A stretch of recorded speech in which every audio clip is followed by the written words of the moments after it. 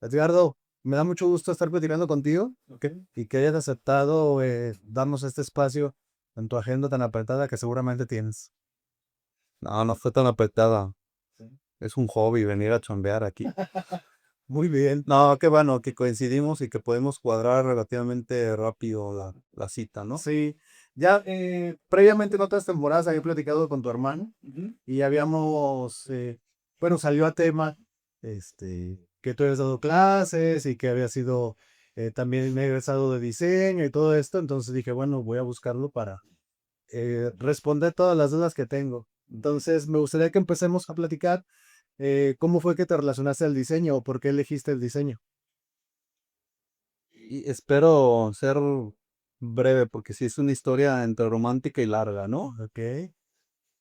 De manera profesional, bueno, soy egresado del UAC, de la carrera de diseño gráfico, y pues de cierta manera eso es lo que me mete de lleno al tema del diseño, la industria, las relaciones, la edición, etcétera, ¿no?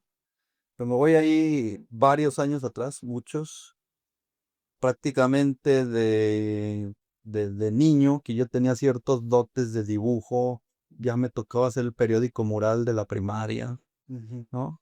Que porque el pequeño Edgar era muy creativo y entonces que hacías tu 3D fake con esas litografías Ujú. que iba recortando y luego le ponías uno, dos, tres, ¿no? Ya me metí a hacer algunos rótulos de letras grandotes, Ok. pegadas de cartulinas. Entonces, el periódico mural sobre los niños héroes, sobre la Sí. historia de las banderas, etcétera, ¿no? Ujú. En, en casa, y la jefa seguido me pedía que le ayudara a hacer las invitaciones para la fiesta infantil de no sé qué. Entonces, me acuerdo que hubo una temporada que yo era fan de los pitufos que acaban de salir, entonces me sabía de memoria el trazo de los pitufos.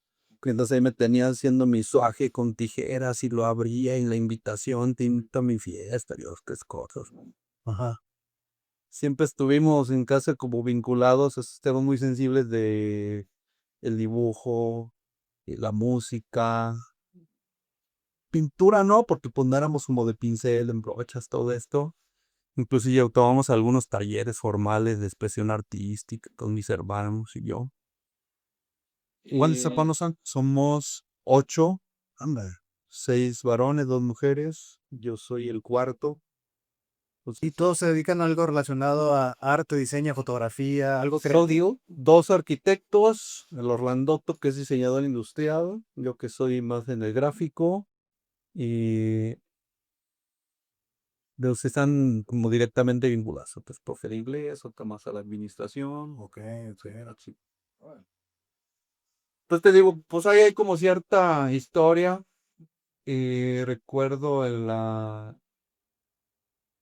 prepa que hacíamos tabliadas y entonces ya me aventaba el tiro de hacer la ilustración, el original, para llevarlo al fotolite, que nos hicieran los boletos para vender los boletos de la tardeada. Ujú. Nos juntábamos los amigos, entonces íbamos por nuestros rollos de manta y agarrábamos vinílica y empezamos a hacer la sexta posada, la preparatoria, ¿no? Y entonces, ¿Cuál prueba ¿cuál? sois? De la 2 Dos. ¿Esa dónde está? allá por Oblatos, Talpita, Ok. Puerto Melaque y Ajá, sí, sí, sí. la 48, creo. Sí, entonces te digo, pues ya estaba ahí un poquito como ese tema y terminé lo que fue la prepa. Estuve en las áreas médico-biológicas porque eran las que están más cerca de la casa. Ok. Y me gustaba, siempre se llama salud. La medicina me ha gustado mucho. Y por ejemplo, ahí había una asignatura que era dibujo y modelado anatómico. Sí. Yo vendía mis dibujos o los intercambiaba por lonches. O pedía que alguien me ayudara a hacer las prácticas de laboratorio porque me daba como flojera Ujú. hacerlas, todo. Y entonces yo intercambiaba un dibujo, este, por... Que esa ilustración es súper atractiva, ¿no? Bueno, Sí. o sea, yo recuerdo, mi mamá estudió enfermería y tenía sus cuadernos de anotaciones y hacían ilustración de, no sé, de los músculos, de los huesos. Y está súper padre ver que este tipo de ilustración que es como muy, no sé, Leonardo da Vinci, Sí, ¿no? está bien chido porque el hueso era más fácil, ¿no? Y era como el primer ejercicio porque ahí ya empezabas con el juego de los lápices blandos y un poquito los efectos de claroscuro y te daban ahí que la técnica de si el achurado, potillismo o el esfumato ahí un poco. Pero lo que era bien difícil era los músculos, por si cómo representaba las estrías, ¿no? Entonces ya traía un poquito el juego del lápiz blando, luego el lápiz duro y aventar la línea y como con esa firmeza y todo, pues sí quedaban chidos. Sí. En la prepa también, bueno, después me volví chagán de mi hermano en un taller de joyería. Y la joyería tiene también muchos atributos muy asociados al diseño, a la construcción de formas, ¿no? Pues están viendo catálogos, joyería, imitar piezas, etcétera, ¿no? El hecho de hacer, nos encargaban unas esclavas con una placa y pues ya que lleve su nombre, ¿no? Entonces ahí nos tenías recortando de los manuales estos de tipografía, le mandábamos sacar una fotocopia y poníamos el nombre, ¿no? Chava, y ahí nos tenías haciendo El diseño. lettering en placas de oro, ¿no? Ok, ok. Ahí recortando. eh, y luego ya me involucré de manera formal en un taller de arquitectos que se dedicaban a la perspectiva arquitectónica. Realmente eran unas obras de artes, ¿no? Todavía no se habla AutoCAD, apenas empezaba. Y entonces el método de la perspectiva era antigüita, ¿no? Con tus puntos de fuga, puelas, tiros de líneas, etcétera. Entonces yo aprendí el método de perspectiva y me pagaban por hacer ya dibujos. Yo era más así como el esqueleto, como el wireframe, ¿no? Ajá. Y ellos ya le metían ya la ambientación, era más para visualizaciones, proyectos de hotelería, ¿no? Y Ajá. pues llegaba como el proyectista y decía, quiero que me hagas el lomi, ¿no? Entonces hacíamos como bocetos de cómo comenzaría a verse el lomi y decía, esta es la vista que necesito. Entonces ya sobre eso se hacía un trazo ya refinado y con los arquitectos pues eran expertos en técnicas de representación, desde lápiz, pluma fuente, tinta china, agua tinta, acrílico, había uno que le pegaba hasta el óleo para algunas. Ahora. Y había otro que era buenísimo ya para el rotulador, que lo diluían, ¿no? Entonces, pues prácticamente yo ya estaba embebido en un ambiente de la representación gráfica. Y luego de ahí nos volvimos dibujantes de planos arquitectónicos porque antes no estaban los plotters. Pues, prácticamente lo tenías que hacer, luego mandarle sacar unas fotocopias. Entonces el tema de la calidad de línea y todo este trabajo de la regla T, la escuadra, etcétera. ¿Y Entonces eso fue previo a entrar a Licuad? es la prepa. Ok. No, pues Entonces entraste al Quad y yo ya. le traía este ADN bueno, desde la secundaria, los talleres de dibujo técnico, las escuadras, las reglas, etcétera, ¿no? Saber utilizar compás, cosas de tinta chira, etcétera. Y luego ya en el despacho de arquitectura, ahí sí, claro, tuvábamos con estilógrafos y el tipo más que sí producían muchos planos. Ujú. Y curiosamente, eh, a mí se me daba de una manera muy natural el letrado, el lettering, ¿no? Hacer el letrado con estas regletas Ujú. de la marca Rote y no cae. ¿Te acuerdas que los conociste, el alacrán famoso? Sí, los llegué a ver, pero Con no la me tocó vedeta, usarlos. ¿no? Y entonces pues ahí jugabas y tenías tus puntos, tus diferentes puntajes, tamaños de tipografía, y entonces muchos planos llevaban rútulos. Entonces yo hacía un intercambio, ¿no? Dice, pues tú traza la línea que vas más rápido y si quieres yo los letreo, le decíamos, ponte a letrear el plano. Y entonces nos pagaban prácticamente por plano terminado. Claro. Y entonces pues sacábamos ya ahí para traer para gastar y hasta para unas chelas ya sacábamos. Y en ese inter eh, yo conocía que estaba no era licenciatura, era una carrera técnica que Ujú. estaba en artes plásticas antes de que fueran los centros universitarios, que era diseño gráfico publicitario. Ah, sí. Pero pues yo no quería porque era técnico, ¿no? Yo le tiraba a la licenciatura. Claro, sí, sí, sí. Entonces me inscribí a arquitectura porque no había diseño gráfico. Entonces hice un semestre de arquitectura. Prácticamente cuando iba a medio semestre se abre la carrera de diseño gráfico formalmente y pues prácticamente terminé mi primer semestre de arquitectura, incluso algunas asignaturas las aprobé, pero lleva más con la idea de ¿Y Y te la gustaría serie vieja, y luego ya me cambié a diseño. Ok. O sea, eres de la primera generación. De Sí la... y no, sí y no, porque diseño tenía un tronco común. Los primeros, segundo y tercero semestres los llevaban los de diseño industrial y también los de diseño interiores. Y cuando deciden haber diseño gráfico, quienes ya estaban en tercer semestre pudieron optar por irse a diseño gráfico. Entonces hubo 3 generaciones previas que ya se fueron a diseño gráfico. Entonces yo entré a diseño gráfico y tomé el tronco común, ¿no? Primero, segundo, tercer semestres, y ya en el cuarto opté por irme a gráfico. Órale. Entonces creo que sería la cuarta generación. Pues sí, pero de todas maneras, las primeras, pues, si la universidad tiene 35 años, pues sí, fuiste de las primeritas. ¿Y cómo eran esos años? Yo egresé de gráfico en el 95. En el 95.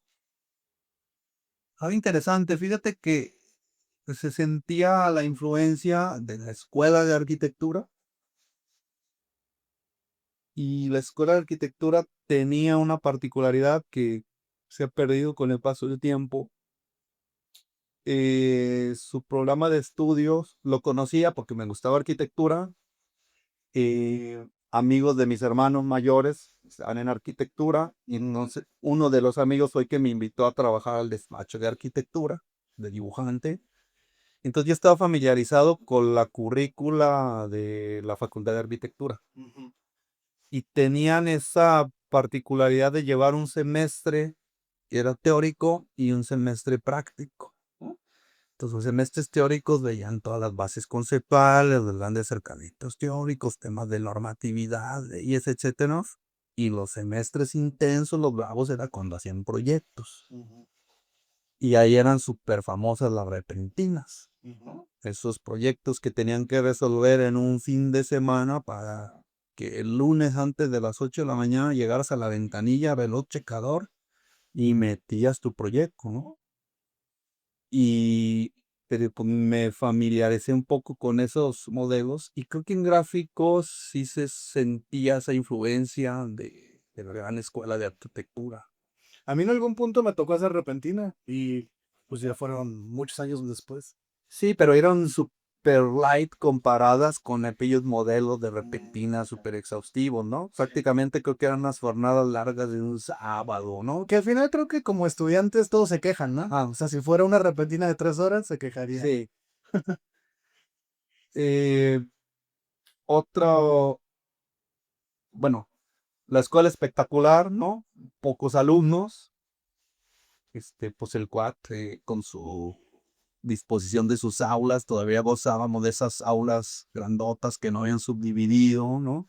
Con turres, tiradores, que tenía este espacio para loques, que tenían un lavamanos para poder utilizar para las técnicas de pintura, limpiado de pinceles y todas estas cosas. Y súper, súper agradable. Todavía se mantenía aquella celosía bonita para cuidar ahí la entrada de luz, que será muy emblemática del edificio viejo. Y en el caso particular de gráfico, pues se nota mucho la influencia de diseñadores gráficos que no pudieron egresar a diseño gráfico porque no existía la carrera. Entonces había un buen puño de colegas que surgieron de la carrera de diseño industrial y que no estaban dedicados a la producción de artefactos tridimensionales de diseño industrial, Ujú. sino pues, más cargados al gráfico. Entonces, a nosotros en las primeras épocas de gráficos, pues nos daban clases arquitectos y diseñadores industriales. De hecho, tengo muy presente que Mario Orozco Abundis, que era el rector de- que fue rector de allá del CUAR y que también fue director de la Facultad de Diseño, presumía mucho una profesora y la señalaba como la primera diseñadora gráfica egresada, ¿no? Venía de Ciudad de México. Se la trajeron a dar clases al CUAD, y entonces la primera diseñadora gráfica que daba clases en diseño gráfico. Fue Y entonces era así como un hito. parte agua, ¿no? Y creo que por ahí fue fue mi profesora por ahí por mi cuarto, quinto semestre, ¿no? Entonces eso es como, se notaba, ¿no? Sin embargo, había que reconocer que había colegas que habían egresado de diseño industrial y que tenían un dominio bastante maduro de la representación gráfica, que era como una impronta muy marcada del quad de aquella época. Ujú. Se hacía había un dominio de las técnicas, el bocetaje, el raso a mano, el obturador, etcétera. Sí se notaba que era como una parte muy fuerte, ¿no? Una gran fortaleza del programa, ese trabajo de la representación a mano. Porque al final era la base del diseño en esos tiempos, ¿no? Sí, Todo era motor de sangre. y había algunos colegas que luego tenían un muy buen desempeño ya en el trabajo de producción de algunas identidades corporativas en aquella época, algunos trabajos de marca. Pues creo que la imagen corporativa era como el top 10 de aquella época, ¿no? Cuando empieza a ver todo toda esta estructuración formal de los proyectos de identidad corporativa para instituciones grandes, ¿no? En donde ya no nada más era hacer loguitos, marquitas, sino pensar ya en un sistema más complejo. Ujú, sí. Y que prácticamente los diseñadores pues, nos teníamos que hacer cargo del doblaje de toda la imagen, ¿no? O sea, a ver, pues sí, pero esto necesita un folleto, pues ayúdame a hacer el folleto. Oye, pero esto necesita un cartel para promover el evento de no sé qué. Ah, pues había que subir cartel, ¿no? Y algunas veces algunas piezas eran únicas. Prácticamente era como si estuvieras aventándote una obra para un evento único, etcétera. Montajes, displays, era como... ¿Y cómo fue, estando en el quad, que tenía como esta tendencia muy artística, porque obviamente en ese tiempo se hacía así el diseño, ¿en qué, cómo visualizabas tú tu carrera para egresar? O sea, estuviste como estudiante, se veían estas materias, te desarrollaste con el tema de la representación gráfica, pero ¿qué visualizabas en ese momento como a qué te ibas a dedicar? Mm, fue relativamente hacia los últimos semestres de la carrera, yo me emocioné mucho con el tema de la imagen corporativa. Ujú. Era como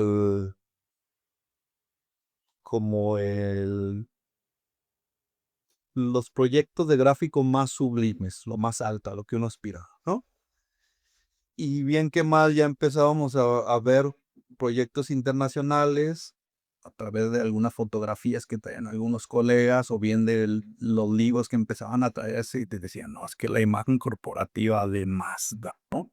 De las grandes empresas internacionales y que ya te llevan como referentes y dices, ah, yo quisiera hacer imagen corporativa de grandes empresas, ¿no? Y que además esos proyectos eran relativamente como los más ejecutivos, ¿no? Como los más alejados de la cuestión artística Ajá. y que también eran de los que mejor se cobraban. Exacto.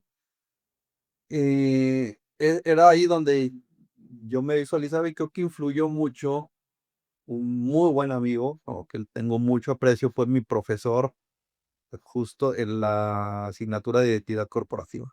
Creo que fue el último semestre, Alberto Rosa, sí, diseñador industrial, eh, que nosotros de cariño, yo lo bauticé antes de que surgiera el mundo digital, yo lo bauticé como Betopedia, que cultísimo a más no poder, ¿no? Desde niño devoraba libros y era de los profesores que se daba la tarea de tomar sus diapositivas, su cámara, entonces si encontraba un cartel lo retrataba, si encontraba un libro que era una buena referencia, no lo fotocopiabas el libro, ni tenías un PDF para circularlo. Entonces las imágenes él consideraba que eran importantes para que él nos explicara la complejidad de sus proyectos. Él llegaba con sus carruseles de diapositiva y decía, así es la imagen corporativa, estos son los grandes proyectos. Entonces ya te empezaba a hablar de sistemas, de los problemas que tenías que enfrentar a la hora de imprimir, reproducir, ¿no? Si va a ser estampado en metal, si va a ser rotulado, si va a ser impreso en offset, si te vas a enfrentar a los rótulos en vinil que apenas empezaba. Entonces te dejaba entrever todo el abanico de posibilidades para desdoblar un gráfico, ¿no? Esta necesidad de reproducirlo. Y bien que mal, él estaba familiarizado con imprentas, ¿no? Con producción gráfica, él ya entendía de rótulos, él sabía de representaciones, porque sí tenían un negocio que hacías proyectos. Órale. Eh, Pues les presentó la realidad, ¿no? a mí sí, la verdad me emocionó y creo que es de esos aspectos que sí hacen un parteaguas en tu vida y dicen, no, sí merece la pena meterle el diseño gráfico, ¿no? Sí tiene por dónde. Y eso me marcó mucho, como diciendo, creo que yo le voy a empezar a dar por el tema de la imagen, ¿no? Previo a ello, surge una variable en donde yo descubro que también en la producción había muchas cosas que hacer en diseño gráfico. Creo que a mí, a mis colegas, seguramente a ti también te alcanzó a tocar. Ujú. Somos de los afortunados, yo le digo a esta generación sándwich, ¿no? Sin caer en las Z, las X, etcétera, ¿no? Sino ya en el ámbito de estas disciplinas de proyectos, diseño gráfico en particular. Y nos toca la representación a mano, ¿no?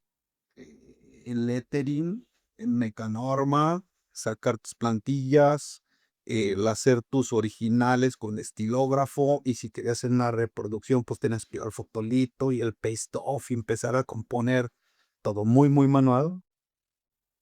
Eh, el tema de la representación, que también cuidabas, ¿no? Para ya darle como tu toque diseñador, de cierta manera ya empezar a pensar en todos estos conceptos que le vienen bien al diseño, que si ya había niveles de síntesis gráfica, que si ya había ciertas metáforas que querían decir, a la hora de comunicar. Entonces, pues ahí eran como un crisol donde combinabas todo esto, pero yo descubrí que en la producción, en el hacer, pues había mucho que el oficio del diseño gráfico, ¿no? O sea, no nada más la idea, decir, pues sí, pero esta etiqueta ya me quedó súper padre, ¿no? Aquí, ¿cómo la produzco? Claro. ¿Cómo la mando a que si se hagan 5,000 etiquetas, ¿no?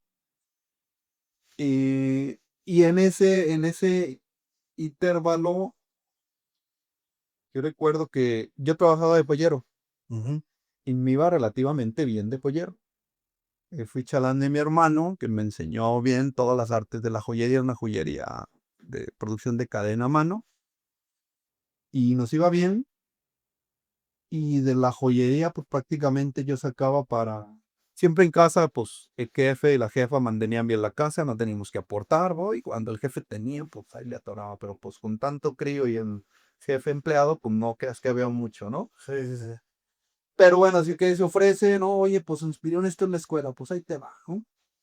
Y bien que mal ahí con la chamba de la joyería, sacaba la carrera, si salía una lana, me iba bien de joyero y logré comprar mi primer carro, tercer, cuarto semestre de la facultad.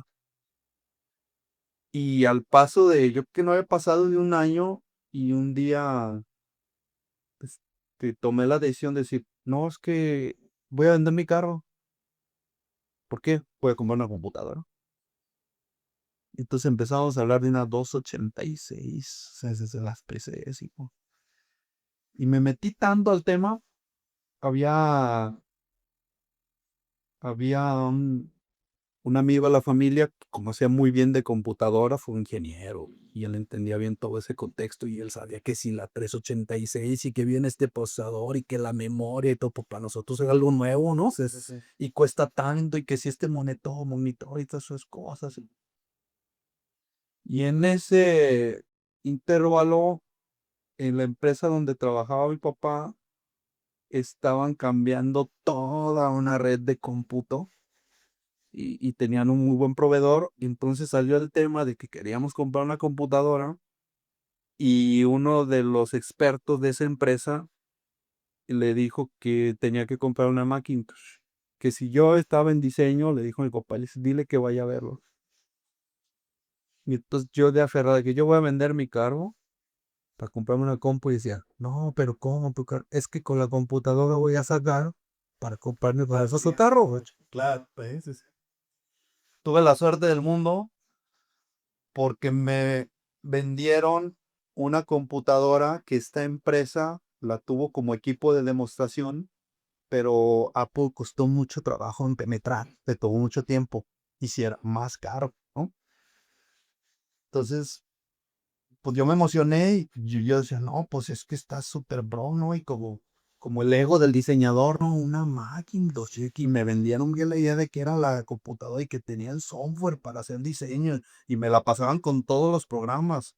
O sea, una bronca cargarle el software, si dices, ¿eh? Piratear se necesitaba ser experto en piratería y si lo lograbas era con disquetes, esos floppies, ¿no? Que eran de 3.5. 3 y media. No, pues él tenía, de Adobe tenía unos originales y otros tenía unas copias del Freehand, no se me olvida, y del Aldus PageMaker y Photoshop. Y me lo dio con una RAM adicional, tenía un disco duro más grande y me entregaron un monitor ViewSonic de 15 pulgadas plano. El jefe tuvo a bien decir, no venda su carro, yo le compro la computadora. El regalo de mi vida, así como ese. Y además esa generación de máquinas duraban muchísimo, ¿no? Porque, digo, ya actualmente con los hábitos de consumo nuevos, bla, bla, bla, pues van caducando cada 2 años, 3 años. Pero en ese momento imagino que tal vez esa computadora te duró, no sé, Años. 15 años, no sé. No tanto, pero sí me duró un buen de años. Era una supercomputadora. Era de las primeras, porque Apple saca la LC, el gabinete chiquito, luego la LC2, y luego de ahí brincan a la Quadras, unos gabinetitos que traían CPU integrado con un monitor pequeñito. Y esta ya era la primer CPU apaisado en donde ponías el monitor encima. Ok. Entonces traía mejor procesador, más disco duro, etcétera. Y era una super máquina que tenía uno de los dueños de la empresa de cómputo y pues, prácticamente la tenía subutilizada y nos la vende, ¿no? Y luego hay una buena relación porque le dicen a mi papá, y si quieren nosotros capacitamos a tu hijo. No, pues yo le tomé la palabra. Claro. Entonces yo me iba como un nerd ahí a aprender y me decía, mira, y aquí este es el sistema operativo y aquí están las extensiones. Entonces tenías que armarte, tenías que ser experto en configuración del sistema y que aquí le cargas las fuentes, ¿no? Y este es el software. Y como parte de un equipo de demostración, porque ellos querían penetrar en estas empresas vinculadas a la producción gráfica, tenían impresoras láser, tenían impresoras de chorro de tinta, tenían un plotter conectado ahí, con estas conexiones PCI y unos cosas gordotas, les hace cuántos pines. Tenía algo que me emocionó mucho, tenía un escáner de cama plana en HP, que era una cosa espectacular. Un refrigerador chiquito, ¿sí ve? Resumen, pasa el tiempo, me dan chamba ahí para que yo promoviera equipos de cómputo en el área de diseño. Yo creo que le vendí 5 o 6 computadoras a mis compañeros del quad y algunos insumos, pero yo me hice de la impresora de chorro de tinta de color, el escáner me lo vendieron, yo alucinaba y después me compré mi impresora láser. Entonces, en ese inter era quinto, sexto semestre, había un compañero que él ya trabajaba produciendo originales mecánicos para una imprenta. Y era el más aventajado, el que sabía todos los trucos del Illustrator 2.0. Ok. Y ya sabía de Photoshop. Y ya sabía de Photoshop. Primero fue Photoshop, ¿no? Ay, creo que Porque según digo, yo más o menos lo que ubico de la historia es, primero salió Photoshop, no, primero salió Freehand, luego Photoshop y luego ya después vino Illustrator, ¿no? Según. de Adobe, creo que de los primeros es Photoshop. Ujú. Y luego ya Zucker Ilustrador. Yo el Ilustrador, el primero que ya lo vi jalando y lo tenía instalado es el 3.0, pero a mí me dejaban instalado Freehand. Entonces Freehand yo miré de la versión 3 a la 4.0 y yo era experto en Freehand, yo amaba Freehand. Y luego Freehand era hermanito de Aldus, era de Aldus Freehand y Aldus PageMaker. Mm. Entonces ahí tenías una mancuerna y sí tenías que pedir prestado el Photoshop de Adobe, ¿no? Ujú. Ah, bueno, este colega, Beto Ortiz, era el que de los que más comprendía y el más ágil para hacer ya dibujo vectorial, ilustrador y combinar con Photoshop, porque era su chamba. Él iba a una imprenta en donde tenía que producir los originales mecánicos para una láser blanco y negro, para pasar el fotolito y que la imprenta empezara a producir todo lo que pedían, ¿no? Ujú. El volante, la factura, la tarjeta de presentación, el postercito, el folleto, toda esa papelería comercial que antes todas las empresas te pedían. Sí. Entonces, pues ahí, ese te digo, era sexto semestre. Y entonces, pues ya empezábamos nosotros a hacer maquila de originales mecánicos. Y ya estábamos en la escuela. Entonces, desde el punto de vista diseño, pues sí me emocionaba mucho la imagen corporativa, ¿no? Ujú. Pero era más diseño concepto, vaciar y a ver cómo, y luego ver si alguien te encargaba un proyecto de imagen corporativa. Pero la producción sí se generaba como un ritmo más constante y también, pues te digo, me di cuenta que la producción, pues también había una dinámica muy interesante, un terreno muy importante para el diseño gráfico. Sí, que tenía, pues generaba dinero más constante. Exacto. Pues una tarjeta de presentación te la pedían donde sea, ¿no? Los volantes era el pan de cada día para hacer promoción. Mm. Hojas membretadas, porque todas las que tenían un negocio formal tenían una hoja membretada. Y las facturas, ¿no? Que en ese momento. Luego eran famosas, ¿no? Y luego se hacía mucha folletería, ¿no? Mucho tríptico, folleto, catálogo para promover productos. Y de ahí le brincamos, justo paralelo ya con la escuela, a surgen los primeros, ¿cómo les llamaban? Despachos de preprensa, Ujú. en donde se da la sustitución ya del fotolito y de los originales mecánicos a la filmación de los negativos en alta resolución, ¿no? O sea, pues rápido empezamos a explorar toda una bronca técnica porque sí echamos a perder varios, sí se trababan las máquinas, era una bronca porque tenías que exportar el archivo y que si no era lenguaje PostScript no lo leía y que se entoraba y que la separación de color y que te sustituyó la fuente, todas las broncas que se te ocurran. Entonces prácticamente íbamos aprendiendo las artes de la producción, pero eso no tenía que ver ya tanto con la escuela, sino que ya empezábamos medio a involucrarnos ahí en los temas, ¿no? Uno de los profesores que tuvimos, si me acuerdo, pues él llegaba y nos daba clase ya como muy pro. Y sí lo veían así como, que es un Núñez, se llamaba, no, ya tengo rato que no sé de él. Pues fue de los primeros que estableció un despacho de preprensa aquí. NGA Diseño se llamaba. Y él fue profesor nuestro.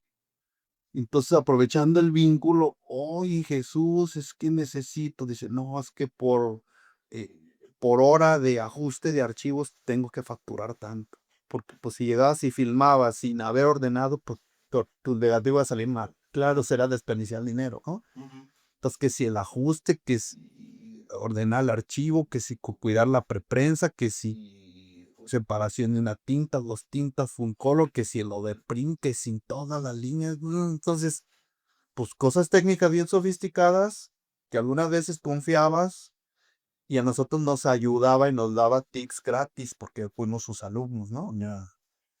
Entonces te digo, ahí corría paralelo ya con el tema de la escuela. Claro. En la escuela seguíamos atendiendo las asignaturas, los proyectos y estas cosas. ¿Y tu primer trabajo en forma en el diseño cuál fue? Déjame una tercera antes de, Ajá. que también tiene que ver hacia dónde apuntaba uno. La joyería se muere porque hay crisis en el 93 y luego en el noventa y Ah, cinco sí. de evaluación. Entonces, Sí. si no hay oro, pues no hay materia prima, no hay trabajo. Claro. Entonces, literal, como nos quedamos sin chamba. Y eh, ya aventajada la carrera, y ya que si la computadora, y yo decía, pues yo ya no me muevo de aquí, si le tengo que pegar al gráfico, ¿no? Sí, pues ya tienes Bueno, todo, de hecho. y otro de los colegas de ahí de nuestro grupo, era un grupo pequeño, estábamos en el Despertino, y creo que al final terminamos, que 8 o 9 nos graduamos. Oye, paréntesis, ahorita me vino algo a la mente. Tú que eres de las primeras generaciones, ¿tuviste el nacimiento del famoso gallinero? Sí, al rato los platicamos. Wow, muy enero. Pedro Jauregui, que nos titulamos juntos con una tesis que hicimos en conjunto. Pedro Jauregui, el Peter, es creo que cuarta generación de rotulistas, de los Jauregui, que sé que sigue abierto algunos talleres. y el papá del Peter se aventó el tiro y allá por Periférico agarró un local grande, puso un taller de rótulos y fue de los primeros que apostó por tener una máquina de recorte de vinil, una Gerber chiquita que era como una máquina de escribir con una set de tipografías predefinidas, ¿no? No visualizabas con monitor, sino que si está tantos puntos esto y te van a salir todo el resultado. Era un vinil que estaba como perforado para que pudiera recorrerlo. Em, Él invierte en esas máquinas, se sabían todos los trucos del rótulo tradicional, ¿no? Vinílica, sobre tela, sobre metal, sobre todo esmalte, sobre muro, sobre barra, etcétera. Y justo pues cuando ya no teníamos chamba, y entre que si una cosa, ¿no? Pues me dice el Peter, pues vente al taller, ¿no? Ahí hay chamba.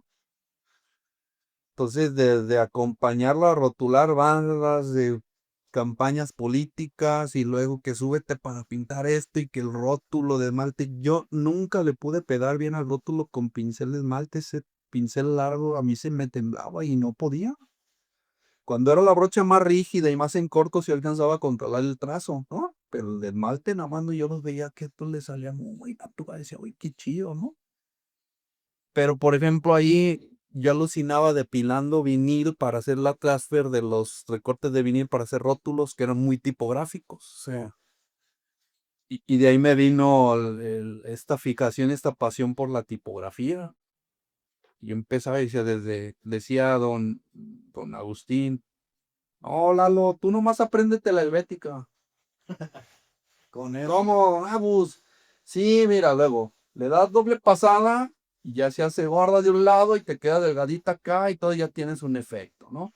Y luego le inclinas poquito y ya tienes otro tipo de beta. Y luego si le pones unas patitas, pues ya tienes otro tipo de beta. Y luego si quieren buscar unos efectos, pues le pones una sombra de otro color y ya tienes. Tú nomás apréndete la helvética. Y con eso puedes rotular todo lo que quieras en tu hija. Pero yo ya, por ejemplo, ahí aprendí la famosa ventana del tiralínea, ¿no? La línea base. Y entonces yo aprendí la compensación de las líneas curvas con respecto de las rectas, ¿no? Que dice, no, rebásate poquito. Ujú. Es decir, no, pues lo aprendí en los talleres de rótulo con el Sí. tiralínea. No, ahorita ya te lo dan los tutoriales de TikTok. Entonces, pues el tipografía, ¿no? Sí, sí, sí. Entonces, eso también me marca y también me deja entrever otro eslabón de la producción vinculado al diseño gráfico, ¿no? El offset, Ujú. ¿no? Que estaba muy vinculado a la producción, al manejo de software, ¿no? El Illustrator, el Photoshop, el Freehand. Ya empezamos con los pilinos del PageMaker, con algunos folletos, unos trípticos, algo de editoriado. Entonces, la famosa preprensa o el diseño, el desktop publishing que le llamaban, ¿no? Ya me voy a autoeditar. Ujú. Entonces, ser maquilador nada más de todo y entregar el archivo, ya podías cobrar.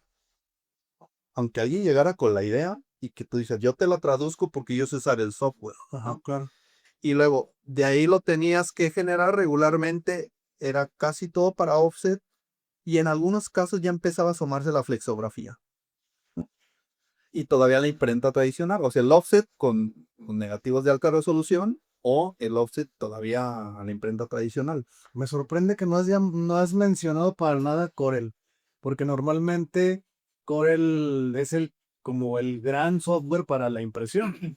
Y a lo mejor el tema de la creatividad era más freehand, Photoshop, Illustrator, pero yo tenía eso en la mente, que Corel Ahorita va a era... aparecer, pero yo creo que aparece más en otro pasaje de mi chamba, ya después de la escuela, ¿no? Ok, Ahorita no hemos terminado el tema de la escuela, sí, sí, sí. pero justo la pregunta pues detonó esta ruta, sería ¿hacia dónde veías que pintaba, no? Entonces, la versión romántica del gran diseñador dice, yo quiero ser diseñador de imagen corporativa, ¿no? Sistemas, tramas, tipografía, elementos gráficos auxiliares, ilustraciones que acompañan. No imponer toda la gráfica de una institución, decías, wow, ver a la gente uniformada y un manual de diseño, un manual de imagen corporativa, ¿no? Que fíjate, paréntesis grandote que luego lo vamos a tomar a poquito la docencia, esos manuales de imagen corporativa dejaron instalada la idea de que toda marca tenía una generatriz. Y entonces ahorita todavía siguen pidiendo en las escuelas ciertas marcas y ciertas tipografías con generatriz. Y le digo, no, no, no, ya olvídenlo. Ya es prueba superada. Sí, ya. El famoso manual. Pero te digo, aparición de la computadora en mi vida, ¿no? Y saber usar el software y con eso empezar a saber salir a nuestros proyectos de la escuela y luego ya empezar a hacer algunas chambas, dices, ah, aquí hay ahí, ¿no? Y de ahí, pues eso nos derivaba a la maquila de impresos. Era un ingreso muy generoso, muy noble, en producir impresos, ¿no? Entonces, nosotros que tenemos una parte del proceso de producción, que era el diseño y la preprensa, para luego irnos a que nos iba a imprimir, está bien interesante porque había una vinculación, ¿no? ¿A qué tamaño te traigo el negativo? ¿De qué tamaño es tu máquina? ¿Cuánto quieres que te deje de compensación? No me lo traigas de tal tamaño. ¿Va a ser una tinta? ¿Va a ser dos tintas? ¿Va a ser 4x4? ¿Cómo va a ser la impresión? Entonces, aprendíamos de manera mutua. Incluso los talleres algunas veces ya nos pedían porque dice, oye, ayúdame a hacer este proyecto, ¿no? Y eso sucedía paralelo a cuando estábamos en la escuela. Y entonces te empezaste a vincular con este tema del oficio, de la imprenta, de los rótulos. ¿Y qué fue lo que siguió en tu carrera? Pues prácticamente ya antes de egresar ya teníamos ciertos trabajos como freelance, ¿no?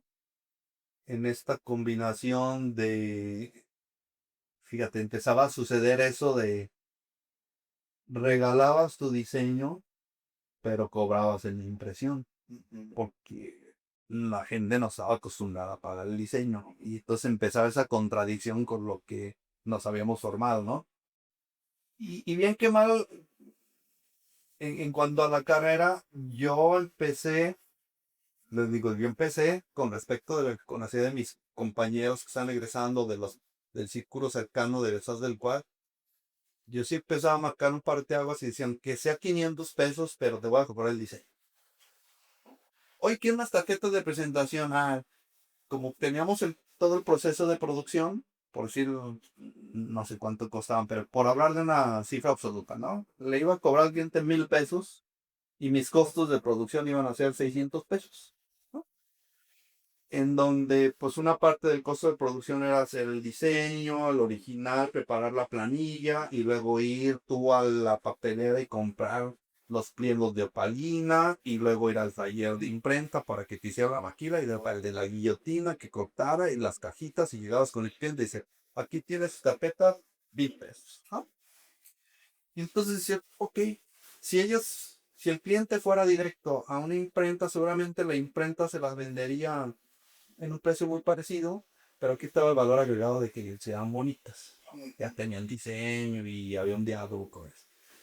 Entonces decías, pues yo ya prácticamente con ese margen, yo controlaba todo el proceso de producción, decía, pues yo ya obtuve el beneficio de hacer ese trabajo. Entonces, por decir algo, mi costo de producción eran 600 pesos, tenía una utilidad de 400 pesos. Y la gran mayoría prácticamente así entregaba sus proyectos, ¿no? Siempre te regalaban el diseño en aras de que la producción de lo. Entonces yo siempre intenté ir marcando y decir, ok, pero te voy a cobrar 100 pesos por hacerte el diseño. Sí te cobro. Y luego ya en algunas ocasiones dicen, no, sí te voy a cobrar por hacerte el proyecto de tu marca para tu empresa, que luego la puedes utilizar en el rótulo, en un volante, en una tarjeta. Te entrego unos archivos para que los uses como tú quieras. Y aparte te vendo los trípticos que me pediste. Entonces ya había una facturación con el concepto de diseño y luego ya lo otro, ¿no? Y pude combinar, por así decirlo, una cartera de servicios que a mí me permitió empezar ya a, a migrar del freelance a ser una pequeña empresa de servicios de impresión, de rótulo, de diseño, que prácticamente toda la gente le decía como de publicidad y cosas parecidas, ¿no? Sí, sí, El diseño le ha costado mucho trabajo instalarse. sí. Justo era lo que te quería preguntar. O sea, en esos años no había estas agencias, ¿no? Para buscar trabajo. O sea, al final terminaste construyendo tu propio proyecto de empresa, de negocio, para aplicar el diseño. Ya Así empezaban a entonces, surgir el gran referente en donde prácticamente todo estudiante de diseño gráfico aspiraba a colocarse ahí eran las agencias de publicidad. El diseño gráfico era el ADN de las agencias de publicidad, ¿no? Entonces tenían su director de arte y entonces había agencias grandes, ¿no? Y Claric Pulido, wow, y que tenían sus células de diseño con estos modelos que ellos ya tenían muy hechos como agencias. ujú, Esas agencias ganaban mucho dinero en la comercialización de los medios. Y entonces, como ahí captaban mucha lana, se podían dar el lujo de tener células de creativos, de áreas de producción gráfica y en algunos casos unas producciones especiales, ¿no? Estaba varias agencias ¿y de nunca te publicidad tocó involucrarte con ellos? de manera indirecta, porque justo este colega que te digo era de los más aventajados, él trabajó en una agencia. Y algunos otros que venían atrás que eran muy talentosos, pues eran los que habían ido champa. Recuerdo una que era Hazle en Publicidad, que estaban allá por Concentro. Y conocí ahí el trabajo de la célula de diseño. Y sí me ofrecieron chamba, pero a mí me gustó más el modelo de negocio que yo estaba armando porque yo era un freelance como todo terreno. Bien que mal, yo también me defendía en el ámbito de cómo yo hacía mi diseño. La diferencia es que quienes migraban a las agencias, luego se notaba, te sacaban distancia muy bravo porque allá se volvían expertos. Por ejemplo, ellos ya trabajaban con bancos de imágenes y entonces ellos sí podían comprar una fotografía con una diapositiva, mandarla al escáner de alta resolución y luego hacer el retoque. Ya empezaban con el montaje digital, ya tenían cómputo de veras y todo. Y luego ya de ahí empezaban a hacer todo esto. Entonces sí se notaba una gran distancia en, yo creo que era mucho el tema de este collage digital, este retoque digital, que es una gran diferencia porque para ello necesitabas como una gran foto, pasar con un escáner de alta resolución y luego tener una compu que sí te resistiera Sí. todo ese procesamiento de datos. Y luego ya si de ahí le metías sus capas ya en Ilustrador y todo. Entonces, pues esas agencias traían grandes cuentas, ¿no? Pues imagínate, por decir algo, el rótulo de Galería del Calzado, ¿no? Pues estos cuates ya lo sabían hacer. Ujú. Entonces, que yo mantuve un vínculo muy cercano con estos colegas que eran de ahí de la generación del Quad. Entonces sí me pasaban muchos tips y te decían por dónde. Y yo bien que más siempre tuve equipo de cómputo potente por mi cuenta, ¿no? Y sí me invitaban a chambear a las agencias, pero yo me resistía a meterme en modelo de empleado, ¿no? Sí. Y la otra ruta que también se volvió significativa para los que íbamos egresando eran los catalogueros. Mm, Estaba Catalog, una empresota, ahora Estamato, y que empezaban a generar todo esto de calzado, de ropa y de muchas cosas. Entonces había un vínculo bien interesante con los fotógrafos ujú, que ganaban una buena lana y una chinga que se aventaron el famoso product shop, ¿no? sí. Pero pues se entregaban en crudo y en diapositivas. Todavía no había cámaras digitales. Y luego pasar al escáner. Y luego inventarte los trucos para recortar y cibretear. Y luego meterle un fondo para entonces empezar a armar todo el catálogo. Y luego todo el catálogo. Y algunos lo empezaron a armar en Quark Express, que era un super software, ¿no? De edición. Otros ya en PageMaker. Y por ahí luego ya empezaron a asomarse los primeros Team Design, ¿no? Ujú. Entonces, en, en esta en estas empresotas de catálogo que cuidaban la impresión más fina y pues que todo tenía que ser súper fiel al producto y luego el diseño de la temporada, ¿no? La de primavera, verano, y si era de calzado, por decir algo. Entonces había un proceso bien interesante porque era el arte, ¿no? Entonces sí estaba un director de arte y los que se ponían a hacer el diseño del arte, entonces tipo de concepto. La página ahora va a ser muy verano, muy florido, muy colorido y vamos a meter palmeras y playa, va a ser la imagen. Entonces venía el rollo del diseño, ¿no? Diseño concepto. ¿Ok? Ujú. Pero luego venían las áreas de la talacha. Entonces ahí empezó a tener una presencia muy importante de las áreas de preprensa. Prácticamente el paso a la producción, Sí, ¿no? sí, sí. O sea, antes de la prensa. Déjame alineado todo. Entonces, Sí, pero este color no sale, sí, pero este grosor de línea contrólalo, sí, pero esta tinta directa va así, ¿no? O esta sobreimpresión la tenemos que controlar y la foto que si sale y que la calibración de color y todo. Entonces, estas empresas fueron muy significativas porque tenían todo alineado y entonces sí hacían verdadera calibración de color, sí tenían su software también alineado y quien hacía ahí no nomás estaba de creativo, sí se metían en los aspectos finos técnicos de la producción. Entonces también fue un grupo de colegas que también se metieron al tema de hacer arte, hacer retoque fotográfico, hacer composición de página, hacer layout, preprensa. Entonces ya eran áreas especializadas de toda la cadena de producción para luego irse ya al offset. Claro. Entonces yo tengo muy marcados como esas dos grandes rutas que era como dos grandes espacios donde podías aspirar a chimbear. Los catalogueros siguen siendo una gran industria. Sí, todavía. Bueno, un poquito menos ya con el tema de e-commerce, pero sí. No, pero siguen siendo ocupantes, ¿eh? Sí hay todavía una demanda interesante, ¿no? Y por ahí también se empezaban a asomar un poco los del Flexo. Eran menos porque eran menos industrias, pero también mantenían ahí una petición interesante de ciertos productos. Por los productos, sí. Y el otro que es una miscelánea bien interesante, toda la industria publicitaria que te genera todo tipo de artefactos, ¿no? Que si el bordado, la tampografía, la serigrafía, todo, pues también a mí me tocó andar en todos los talleres, ¿no? Promocionales. Entonces yo aprendí a generar originales para serigrafía, separaciones, me metía al tema del bordado, ya le entendía al offset, sabía de los rótulos. Y entonces, pues yo diseñador empecé a integrar una cartera y prácticamente empecé a migrar y prácticamente pues di el brinco a hacer una pequeña empresa de servicios, de diseño y todo lo demás, ¿no? Eh, por ejemplo, ya empecé a facturar porque era necesario, si no no nos pagaban. Sí. Entonces ya empecé a hacer como una propuesta más formalizada de negocio, de diseño, ¿no? ¿Y cómo fue partir del tema de ser creativo, de ser diseñador, de estar en esto, a después involucrarte en temas de cotización, números, utilidad, darte de alta, imagino, en el SAT de aquellos años, para poder facturar? O sea, ¿cómo fue enfrentarte a esta parte administrativa de diseño? Pues fue sobre la marcha, ¿no? Porque te digo, desde que uno empezaba cuando devolviéndonos a la compu y que íbamos a los negativos de alta resolución, dice, bueno, ahí tienen un tabulador. Si ellos cobran tanto por hora de diseño o por hora de preprensa, pues entonces tú empezabas a hacer también como tus números. Y que bueno, si ellos facturan 100, a lo mejor yo la voy a facturar en 75, ¿no? Porque ellos sí son más pro y yo voy aprendiendo.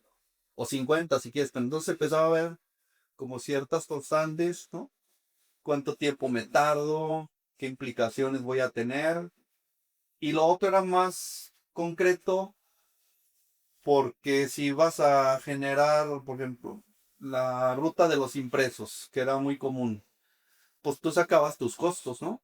Cuánto de papel, con tus excedentes, cuánto te costaban los negativos, cuánto te costaba la imprenta, ¿no? Placas, negativos, placas, tiros, y si había algunos terminados, todos tenían sus precios unitarios y el impresor te decía, eso cuesta. Entonces tú ibas acumulando tus costos. Por ejemplo, las imprentas tenían una fórmula súper básica, ¿no? Costos más 30%, que era su utilidad. Entonces ellos sacaban y pues entonces uno empezaba a tener como esos referentes, ¿no? Allá con Don Agus había toda la confianza, pues era el hijo, el que también nos veía ahí como parte del gremio. Decía, no, es que mira, esto cuesta tanto, esto todo factura bata. De hecho, allá me llevaron a prestarle taller para yo ya ir a maquilar mis proyectos y me decían, Don pues a mí págame los mentos de vinil, págame todo esto y insumos y te voy a cobrar tanto por lo que el taller. Y yo iba y vendía mis proyectos, ¿no? Entonces, por decir algo, mi costo de producción de una rotulación de una escuela completa, pues si yo me iba al taller, a mí me costaba 5,000 pesos y lo facturaba en 10,000 y estaba dentro de los precios de mercado. Claro. Que creo que el hecho de que te enfrentaste a este tipo de proyectos y este tipo de carrera, pues obviamente es natural aprender de estos conceptos, ¿no? Porque obvio, pues, ¿cuánto cuesta el papel? 1 peso, pues no le puedo cobrar 1 peso, ¿no? ¿Cuánto cuesta el recorte? Otro peso, pues no le puedo cobrar 2 pesos. Entonces ya llega un punto en que llegas a hacer la suma de tu costo y luego pues ya nada más le aumentas tu porcentaje, ¿no? Pero hay muchos diseñadores que no se enfrentan a este negocio del diseño o al cómo se vende el diseño, ¿no? Entonces les cuesta mucho trabajo cotizar proyectos porque no se han enfrentado precisamente a esto, ¿no? Su experiencia es venderse como diseñadores y acercarse a agencias, a despachos, y entonces cuando salen de ahí dicen, ya no sé cobrar, no sé por dónde. Sí, sí es difícil, ¿no? Porque, pues, ¿cuánto vale tu trabajo como diseñador? Muchas veces ahorita es como, esta idea cuesta mucho y soy diseñador, etcétera. Está bien, si logras quien te la pague, adelante, ¿no? Yo siempre le digo, nada más no salten al cliente. Si le vas a vender algo como un buen proyecto de diseño, entrégale un buen proyecto, dice. Si lograste venderlo en 50,000 pesos, no pasa nada. Pero que el cliente reciba un proyecto que sí merezca los 50,000 pesos, ¿no? Claro. Que luego le venden 50,000, si se lo vendió un caro y le entregas y dice, esto está medio fake. No vende los 50,000 pesos, ¿no? Sí. Es difícil lo que es el diseño. Yo creo que a mí se me fue facilitando porque en la mezcla de todos estos componentes, pues el diseño empezaba a ser parte de, y pues yo también empezaba a ponerlo como un ingrediente más que le ponía cierto costo, ¿no? Entonces ya pues me tardé tanto, entonces yo intentaba medir más o menos cuánto tardaba, ¿no? Qué nivel de complejidad, cuántas vueltas me daba con el cliente, qué tanto me había desgastado en que me aceptaba la idea, ¿no? Qué tan chido había quedado el proyecto como para decir, sí merece la pena que le dé énfasis en el diseño, ¿no? Ujú. Y al final de cuentas, pues era esta de, oye, ¿cuánto me vas a cobrar por diseñar, no? Diseños puros, creo que no he vendido muchísimos. Sí, es que Siempre es diseño eso veía con algún otro componente. claro, ya con el producto entregado final, ¿no? Exacto. Imagino que también parte de esto fue lo que te llevó al tema del editorial. O sea, sí se hace diseño, sí se hace todo lo que involucra una editorial, pero bueno, al final se entrega un libro. Ujú. Si hay como un producto Sí, físico. sí, te digo, salgo de la escuela, se dan todas estas variables y otro carril que me marcó también mi trabajo profesional es que cuando yo termino prácticamente la licenciatura y me invitan a dar clases, prácticamente titulándome, el buen diálogo y entonces yo quiero dar clases. Los demás, ¿no? Y pues todo un reto porque estaba relativamente joven, ¿no? Recién egresado. Y tengo muy claro, había un profesor, Miguel Ángel Jiménez. Y Miguel Ángel Jiménez fue un referente y él tuvo una oficina que eh, era muy bien comentada por todos los colegas de allá del gremio. Porque se llamaba es que la oficina de Miguel está bien chida. Entonces Miguel hacía servicios editoriales y servicios de imagen y facturaba bien, entonces se volvió un referente, entonces era así como, no. Queremos ser como él. Sí. Y pues era el profe y era de los duros, creo que él daba de esos últimos semestres, no es que era imagen corporativa y de esos que te ponían un chingo de bocetos y si no entregabas y así a una antigüita. Y cuando a mí me invitan a dar clases, justo me toca sustituir a Miguel Ángel Jiménez porque él tuvo que dejar la clase, ¿no? El tema de salud, luego volvió. Y yo decía, no manches, ¿cómo yo voy a suplir a Miguel? Entonces para mí fue así como, no voy a hacer chinaderas, intenta estar a la altura. Entonces para mí fue un gran reto intentar seguir el ejemplo de Miguel, ¿no? Y son tantos bocetos y tantas exploraciones y vamos a intentar hacer este proyecto y así es la imagen corporativa y todo. Mi padre decía, va". Entonces prácticamente termina y me invitan a dar clases ahí. Eh, y en todo este ir y venir, yo le prestaba estos servicios de rotulación, de maquila de impresos, de diseño, de algo de publicidad, inserciones para periódicos a las escuelas de inglés de la Universidad de Guadalajara, Prolix. Ujú. Entonces yo ya merodeaba Prolix como freelance y era una cuenta interesante. Me tenían ya varias escuelas y me pedían cada vez más champa. Porque al interior ellos tenían una unidad de diseño, pero no se daban abasto. Prácticamente lo que le ayudaban era hacer para las inserciones de periódicos y algunas impresiones de volantes.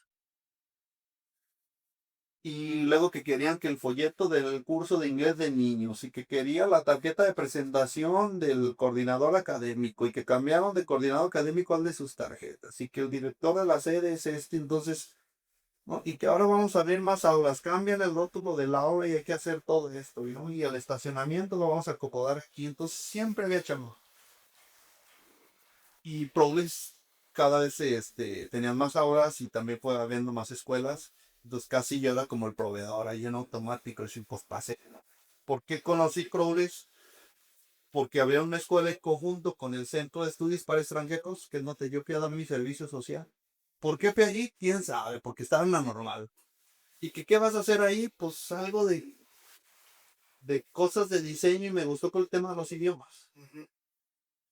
Estaban en la normal en Guanajuato, allí donde estaba el PUGDL, cierran. Entonces yo prácticamente me quedé sin prestar mi servicio social porque cerró la escuela y la Dirección General del Centro de Estudios para Extranjeros se va a Tomás de Gómez en conjunto con Prolex. En la mañana era escuela para los extranjeros que estudiaban español, que era un negocio también, Sí. y en la tarde era escuela de idiomas de Prolex. Y ahí empezó el proyecto del programa de francés de Prolex. Ahí lo empezaron a ofertar. Y esas oficinas fueron nuevas. Entonces yo cuando me dicen, oye, que ya se cambiaron de allá, ahora están en Tomás de Gómez, pues yo fui a preguntar por lo de mi servicio social porque yo quería liberarlo para titularme. Sí.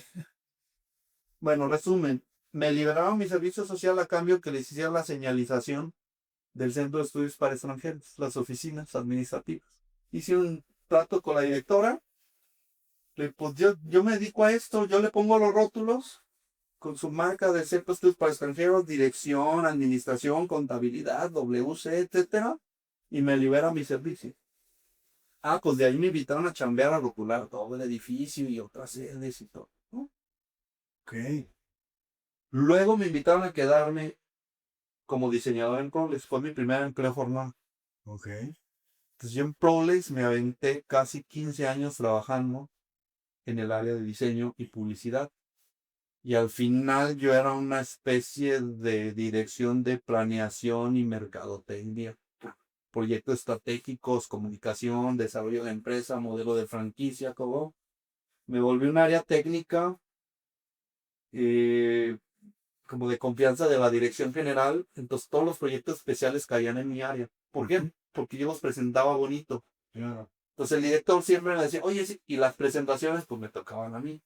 Y esas presentaciones más ejecutivas, imagino. Sí, de tópico para el consejo de administración, tal cual, ¿no? Pensando, o sea, como que tenías claro cómo era el lenguaje académico Ujú. y presentar un proyecto de manera profesional, ¿no? Sí, pues el guión lo daban ellos, que para el consejo de administración hay que presentar el proyecto de la apertura de una nueva sede. Okay. Entonces el guión me lo marcaban ellos, ¿no? Los números pasados de administración, el académico. Pero pues yo era el embudo. Y entonces ahí también me ayudó mucho porque me forjó mucho en el aprendizaje como de los modelos de negocio, porque como yo integraba, entonces sabía qué opinaba el de los números, qué opinaba el de ventas, qué opinaba el administrativo, y yo a la hora de ir integrando toda la información, incluso pues yo tenía el atrevimiento porque conocía todo, de decir, oye, aquí hay un error. Claro. Sí. ¿Por qué? Pues porque aquí algo no está claro, ¿no? Y ya iba yo con la dirección general y decía, ah, sí. Entonces me volví ahí como un eslabón de proyectos especiales, pero justo lo que me abrió mucho las puertas, y yo lo he dicho mucho y lo sigo diciendo en las clases, fue el diseño y formación, porque era hasta como peloteo de ideas, ¿no? Y fíjate que vamos a hacer así, toda la presentación quiero que vaya por aquí, y uno iba como escaneando ahí, tomando nota y decir, ok, ya tengo más o menos el guión de la presentación, ¿no? Entonces pásenme un texto aquí, todo, sí, pero aquí necesito que me expliques cómo vamos a pasar de A a B, C para lograr esto. Entonces ya había que hacer un esquema, ¿no?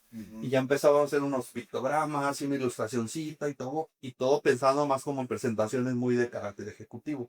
Y que además este tipo de ruta me llama mucho la atención lo que dices porque viene un tanto el tema didáctico, porque cuando estás exponiendo un tema muy complejo o un informe académico o lo que sea, tienes que tener una ruta en donde dices, pues no les voy a hablar de los números hasta que no hablemos de tal cosa o cuáles fueron los objetivos para ver si se logró. Entonces empieza a tener como una lógica la información Y esta arquitectura de la información también es parte del diseño. Y entenderla, porque si no puedes enfrentarte a un texto sin entenderlo. O sea, hay que entender de qué habla para saber cómo lo vas a organizar. En un principio sí era como pasar el limpio y ordenar como un caos de ideas. Conforme voy avanzando más en este cargo, entonces yo ya formaba parte de la decisión de la idea, ¿no? O sea, yo también era parte de la decisión de decir, no, primero va esto, oye, pero no tengo este dato. Y hay que explicar primero esto para poder demostrar que, ¿no? Pero en un principio era como, me daban como todos los elementos y yo al menos intentaba ordenarlos y pasarlos en limpio en una presentación relativamente bien hecha, ¿no? Claro. Ahí en Prolix fue un gran laboratorio, aprendí muchísimo, era una institución grande, compleja, eh, tenía 6, 7 mil estudiantes, diversos programas, entonces me invitan a quedarme a trabajar, uno, porque entro como bateador emergente, porque su área de diseño empieza a tener problemas, ¿no? Que no llegaba, que el chambeador, que sí o no, y pues cada vez había más necesidad de trabajo, los diplomas de los que iban egresando y había que imprimirse ahí, la publicidad, ¿no? Que el folleto del nuevo curso que va a arrancar la nueva escuela, era mucho trabajo, mucha demanda. Y uno de los que trabajaba ahí, pues le valía, dejaba desatendido y hubo cambio de administración, llegó un nuevo jefe y él quería que todo funcionara bien y sabía que yo andaba y dice, pues pásate, ya tienes chamba. Entonces me dieron mi primer empleo, pero el que me invita a trabajar, muy visionario, y fue el que hizo el crecimiento de Prowler, así como lo conocemos, muchas escuelas, como un modelo de franquicias, sin saberlo explícitamente, él sabía que necesitaba una integración de la imagen corporativa de su proyecto. Entonces me habla y empiezo todo. Entonces yo me vendí como el gran diseñador que sí entendía proyectos de imagen corporativas. Mi tesis fue una imagen corporativa de un consorcio farmacéutico, porque trabajaba mi papá. Me gustaba mucho ya leer sobre imagen corporativa y yo me embebía viendo proyectos de imágenes sobre imagen corporativa, ¿no? Entonces, bien que mal ya me defendía en ese tema. No había hecho muchos proyectos, pero sabía por dónde iba. Claro. Entonces hay una feliz coincidencia de que el que llega, pues tenía la idea de escuelas, franquicias, todo. No tenían en su cabeza el concepto de imagen corporativa como tal, o de el diseño de la imagen institucional para que todo fuera uniforme. Y entonces yo lo entendía así, entonces sí, lo que se necesita es esto, sí, nos va a tomar tiempo, hay que ir ordenando esto, fíjese como su marca y esta marca tiene que estar aquí, pero luego tiene muchos sistemas en donde hay que... Entonces hubo química y sí me dieron relativa confianza en empezar a echar a andar varias cosas, entonces yo encontré un gran referente de lo que había aprendido en la escuela, de lo que eran los proyectos, dije aquí sí lo puedo aplicar y me dieron la oportunidad de hacerlo, ¿no? Y un aspecto significativo es que en algún momento, cuando va avanzando, digo, hay que cambiar todo la imagen. La marca anterior no sirve porque tiene problemas técnicos, es bien difícil reproducirse. Es una tipografía popular de CorelDRAW, a propósito de CorelDRAW. Ahí es donde empecé a usar CorelDRAW porque a mí me dan una máquina potente, grandotota del área de diseño con Corel. Ok. Entonces, pues era con lo que había. Sí, sí, sí. Para no dejar ahí el tema de la producción en las máquinas, yo tenía ya mi máquina, ¿no? De mi casa, de mi freelance y todos mis proyectos y todo. Y entonces le digo al director, oiga, yo le puse una analogía, ¿no? Me pone a cargar 20 garrafones de agua y me da un diablito. Sí, me voy a traer una moto en donde quepan 20. Déjeme, y yo nomás quiero ir una vez y traerme. Usted lo que quiere es que haya 20 garrafones en su lugar, ¿no? Y me dieron un diablito para llevarme 1 o 2 garrafones. Y yo vengo 8 horas a hacer esto. Yo me voy a traer una moto de quepa 20 y es mi bronca llevar esos 20 garrafones. Usted va a tener lo que quiere, pero yo lo voy a hacer más rápido. Es tu bronca. Ok. Pues me compré en esa época, acaban de salir las famosas Power PC de Macintosh. Las compu de... Ahí están, mira. Ah, ya. La, Power Mac. la previa a esa que eran las de color beige, que no eran translúcidas. Sí. Yo fui de los primeros y el que me convenció fue Jesús Núñez, cómprate una Power Physic y yo traía con qué comprarla. y le metí RAM y le metí sus floppies y todo. Ujú. Entonces yo me fui a Prowler literalmente con mi equipo de compu. Y más, porque yo no podía con las PC, la 486 y fue mi época de usar Corel, bro. Ya. Entonces, Edgardo, para recapitular un poco, tu servicio social lo hiciste en un lugar que a la fecha define tu carrera, ¿no? Te fue llevando por un camino que hasta la fecha llegas, ¿no? O sea, te vinculas con Problex, te vinculas con productos editoriales y esa carrera continuó. Sí, pues en Prowler me aventé casi 15 años coordinando diseño, publicidad y luego ciertos proyectos estratégicos, digo lo de las presentaciones.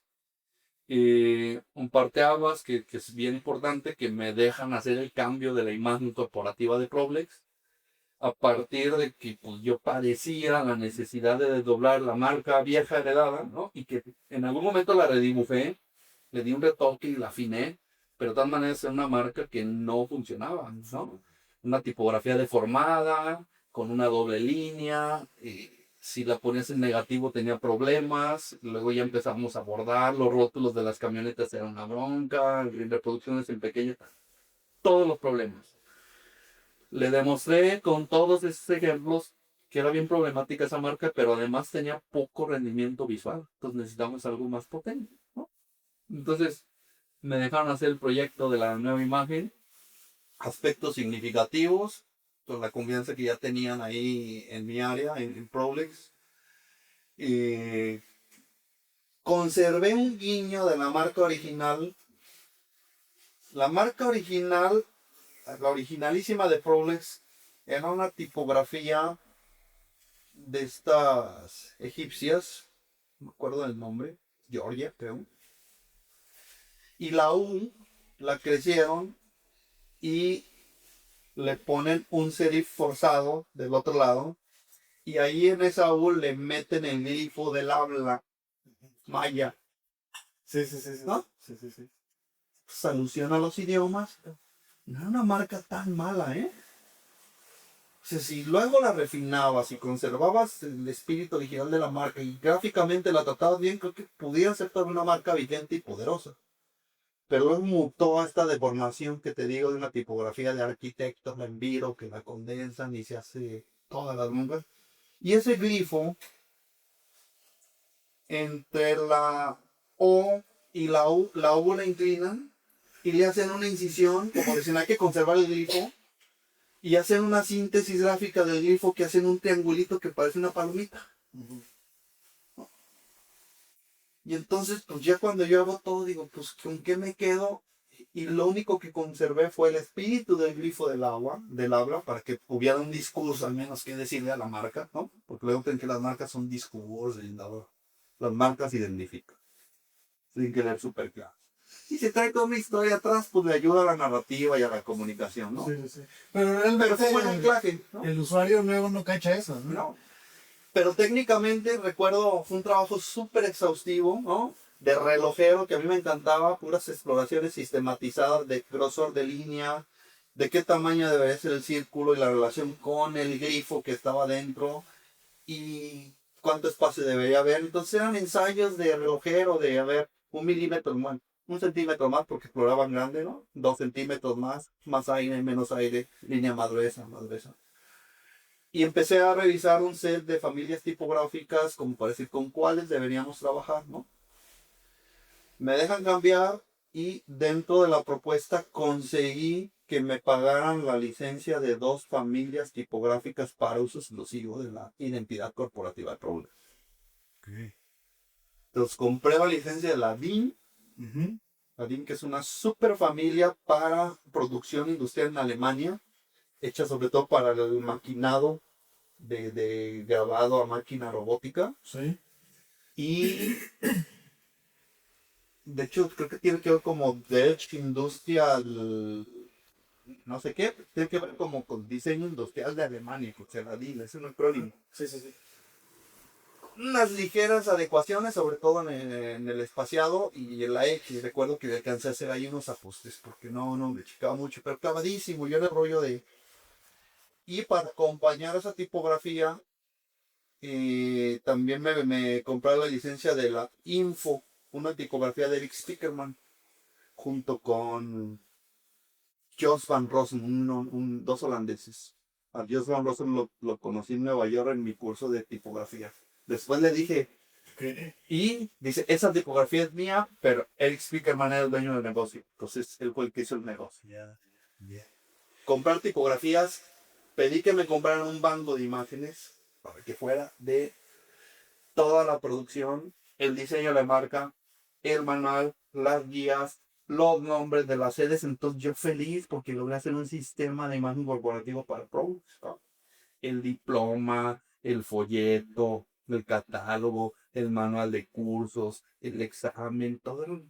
Y yo feliz porque dije, se logró el sueño de la imagen corporativa. Así, ¿Y cuánto tiempo duró esta identidad?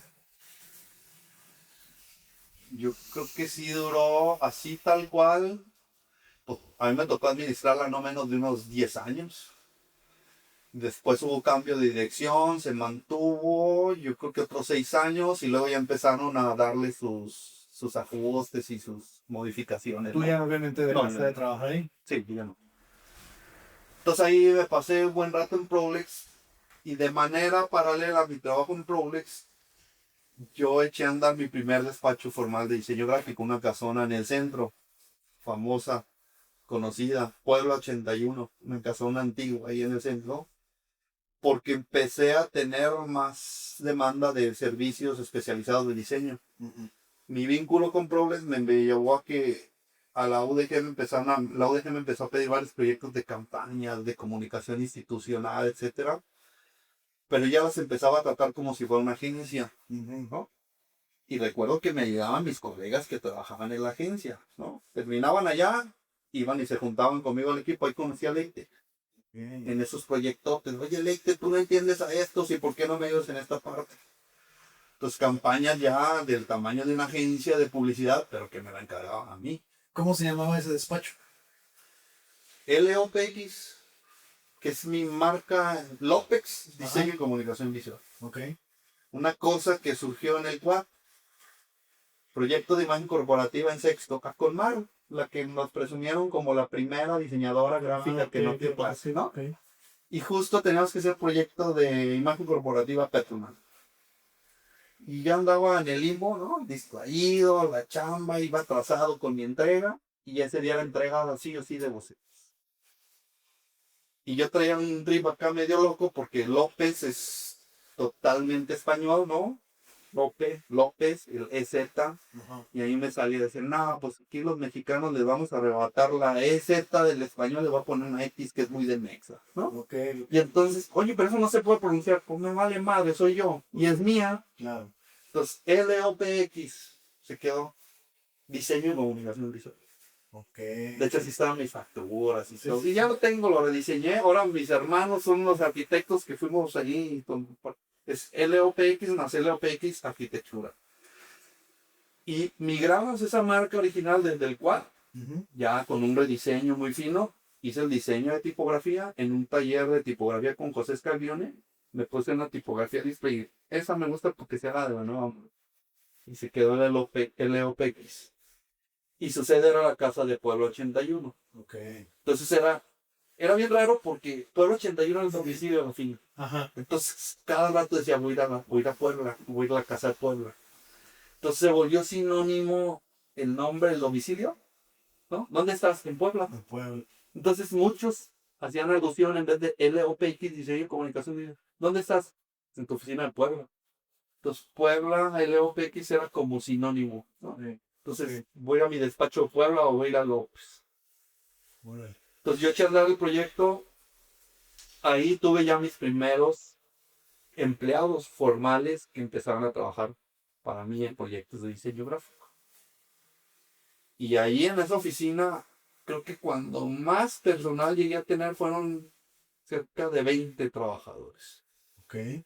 Porque se nos fundó la chamba de todo tipo. Teníamos servicios editoriales, teníamos servicios de campañas, comunicación. Y una vez nos cayó la producción de la Enciclopedia Política de Jalisco, que fueron 18 tomos, 18,000 páginas en tiempo récord. Ok, Llena la oficina de chamba. claro. Y te digo, entonces yo tuve esa fortuna de que yo tenía mi empleo formal, pero prácticamente yo iba más por resultados y coordinaba y estas cosas. Me daban oportunidad de ir a atender mis clases. Yo clase en la UDG, luego de un tiempo clase en ITESO, también, como 7 años. Luego ya no pude tanto, dije no, una u otra, entonces dejé ITESO, aposté todo acá a la UDG y tenía mi despacho de diseño. Y yo seguía, ¿verdad? ¿No? Acá. Entonces en Progress ahí sí fue súper rico, el despacho siguió caminando y de Progress luego le brinqué y me volví jefe de departamento en el UAP, que es como el director de la facultad de diseño gráfico. Ok, ok. Si me invitan, em, ¿Y cómo te da tiempo? Porque pues llevar proyectos de tu agencia, pues ahí que requiere tiempo, requiere estar atento, requiere que se hagan bien las cosas. Obviamente coordinar una carrera pues ni se diga. ¿Cómo te has organizado? ahí ya había un equipo que de cierta manera ya fueron la mayoría de los que han trabajado conmigo habían sido mis alumnos, ¿no? Entrevistaste a Virginia Ramírez alguna vez, ¿no? Sí. El Orlandoto, mi hermano, que él estudió diseño industrial, prácticamente él se enfocó conmigo en el despacho de diseño y era toda la confianza. Nos decíamos Spider-Man porque rótulo, un poco de gráfico, un poco de ilustración, vete a la imprenta, todo. Pues ya había un equipo de colaboradores, ¿no? Que ya estaban en el despacho. Entonces prácticamente algunos proyectos que yo iba, supervisaba o iba más como a gestionar y todo, y pues tiraba línea, algunas veces sí me sentaba a diseñar, pero ya la oficina ya estaba Ya funcionando. funcionando. Ya. Entonces yo me iba al quad, cuando me fui de jefe de departamento sí me metí full time, porque sí estaba con la ilusión de que podíamos hacer un cambio significativo, bien gráfico, y la oficina seguía jalando, ¿no? Entonces prácticamente de Prolex brinco al quad, duré 3 años como jefe de departamento y ahí hay un hecho fortuito que tiene que ver mucho con lo editorial. En la oficina empezó a haber cierto perfilamiento de productos editoriales, ¿no? Acuérdate el histórico que platicamos del el volante, Ujú. el folleto, el tríptico, el catálogo, todo, pues bien que más son productos editoriales, Sí, con sí. una lógica, digamos, distinta, ¿no? Y luego empieza el folleto institucional, Ujú. y luego hay que hacerle el informe de fulano del rector, ¿no? O hay que hacer el informe de no sé qué. Las presentaciones que hacíamos para los consejos de administración luego se tenían que volver un documento técnico. Entonces se fue perfilando cierta especialización de servicios editoriales, pero de libros técnicos, de documentos técnicos. El informe, el folleto, el catálogo, ¿no? Y surge, bueno, los proyectos que teníamos, pero luego surge, ya había una coordinación editorial en la Universidad de Guadalajara, pero era más como una dependencia del interior de la administración, pero luego lo dejé, se inventa un modelo bien interesante de empresas, Prolex era una empresa, echan a andar la empresa editorial universitaria. Y pues surge prácticamente sin nada y la idea era que coordinara todos los proyectos editoriales de la UDG y en la UDG se consumen muchos libros dentro. El manual de prácticas de laboratorio, el libro educativo 1, 2, 3. Y en Prolex, otra de las aventuras, el director general se aventó el proyecto de hacer libros de inglés para prepas, Ujú. cocinados en Progress, con su equipo de Progress, con sus sabios de idiomas, y de hacer los apuntes prácticamente así muy primitivos, caseros, hechos en Progress, los iban a llevar a la imprenta, y el de la imprenta le dice, no, no, no, no, no, esto hay que editarlo, y le recomiendan que los edite Peggy Espinosa, una gran diseñadora editorial, formadora, es todo es un referente, Peggy Espinosa. premios y todo, ¿no? Es de la vieja guardia de las editoras. Y yo conocí cómo era la producción editorial y cómo hacía el material didáctico porque pues, yo trabajaba para Proles, ¿no? Y si se comercializaba y le dábamos promoción. Fue exitosa esa colección al grado tal que se hace una segunda edición. La segunda edición me la confían a mí. Todo. Ujú. Me la confían a mí, pero la administra la editorial de la Universidad de Guadalajara. Entonces era un proyecto de Proles. Y Proles decía que hazlo tu editorial, empresa hermana, porque tú te dedicas a hacer libros. Pero toda la producción editorial y todo lo que tiene que ver con diseño, sí, que se haga cargo de Carlos López. Entonces, yo aprendí, ahí formalicé mi conocimiento del tema editorial porque la directora de la editorial era una gran editora con oficio editorial. Ujú. Y yo era más como que me hice la trinchera. Sí, sí, sí. Entonces, cuando empezamos a hablar ya del lenguaje técnico, ¿no? Folio, cornisa, índice, jerarquías y todo eso. Y aquí no, y consistencia y esto, ¿no? Y dices, oye, qué buen entrenamiento. Entonces, yo estoy como toda la cancha, pero como muy empírico y muy técnico, muy de resolver las broncas de producción, software, imprenta, todo. Y me ponen ahí con una súper experta en producción editorial y yo en medio, pues ahí como que me pulieron y de ahí se empieza a perfilar una vocación más de servicios editoriales. Luego la editorial de la ODG nos empieza a pedir mucho trabajo de servicios editoriales. Y de ahí empieza a perfilarse todo el mundo de la editorial. Ya. Como freelance, como empresa. Ok. Va a acabar muy rápido. El que era director de Pro lo volvieron director de la editorial universitaria. Dejo mis 3 años del quad y él me invita como subdirector de la editorial universitaria. Ya a los proyectos. Y luego lo mandan a educación media superior y yo me quedo al frente de la editorial universitaria. Entonces yo terminé mi último cargo como funcionario y yo fui director de la editorial de la Universidad de Guadalajara. Y ahí te independizaste con tu propia editorial. Y de ahí yo ya estaba muy, muy embebido con proyectos editoriales, con la industria editorial, con el libro educativo y yo tenía contacto con muchas empresas editoriales. Desde Progress lo teníamos, ¿no? Pearson, Cengage Learning, Grupo Editorial Patria, McGraw-Hill, toda la industria editorial, la de Adeber, los grandes monstruos editoriales. Entonces ya empezábamos a tener ese diálogo porque el libro pues, es un gran negocio. Sí. Y como yo ya tenía toda la infraestructura y bien que mal ya sabíamos hacer servicios editoriales, decidimos emprender un nuevo proyecto en donde a mí me piden que yo empiece a hacer los servicios editoriales, la gestión de contenido, los productos editoriales de algunos libros. Y resumen, al final nos quedamos, les compramos este proyecto y nos quedamos con ese y esto que ahora es Kibrin y Aulativa y todos los proyectos editoriales que andan en la oficina. Fíjate que caigo en cuenta de lo que varias personas te nombraron y me recomendaban que hablara contigo y todos usaban como el concepto de tienes que hablar con él porque él es un businessman del diseño. Y siempre lo decían así, ¿no? Y decía, bueno, me parece interesante platicar. Y ahora que conozco más de tu carrera, entiendo por qué lo dicen. Porque al final te formaste, pues, en las imprentas, ¿no? En el, justo lo que platicábamos, ¿no? En el costo del papel, en el costo del fotolito, qué tengo que hacer, con quién me tengo que vincular. Entonces terminas haciendo como, o terminaste haciendo como una carrera de relaciones públicas, vinculada al diseño, vinculada al trabajo, vinculada a la gestión. Entonces, cuando empieza a caer en estos proyectos editoriales, pues se vuelve algo muy natural, como lo dices. Tenías toda la cancha y te dieron como los otros elementos para refinarte y pues construir este proyecto que tienes actualmente. Sí, pues eso es ese crisol, ¿no? Donde se va mezclando todo. Sí, y más que el businessman de diseño, es las propias condiciones obligan a que uno se comporte de esta manera, ¿no? A ver, tienes una oficina. La oficina cuesta. Y dices, ah, qué padre, tiene un despacho, sí.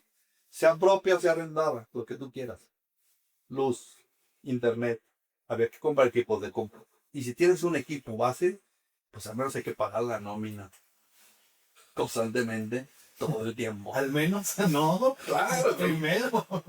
fíjate que cosas que me puedo jactar de presumir, ya tengo buen rato como empresario de diseño, si lo quieres ver así, ¿no? A propósito de estas citas que te han dado.